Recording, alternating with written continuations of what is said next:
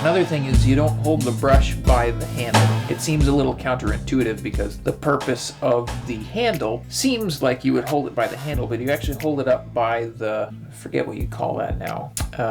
There's a name for it. The metal part on the brush. If you hold the brush by that metal part, that's really what's going to give you the best control over the brush and what you're doing. Bring the brush along in a nice, smooth, even flowing motion. There's a lot of accuracy involved, skill, thinking, and processing. Backbrushing is very important. If you brush a whole section with lots of different brush strokes, you're going to want to go back over it again with a nice, smooth, even motion so that you can blend the paint to one section with another, but also so that you can get all of your brush strokes going the right direction. Just touch it very lightly so that they're very fine brush strokes as well, because what you don't want is big, thick lines, because thick paint drips.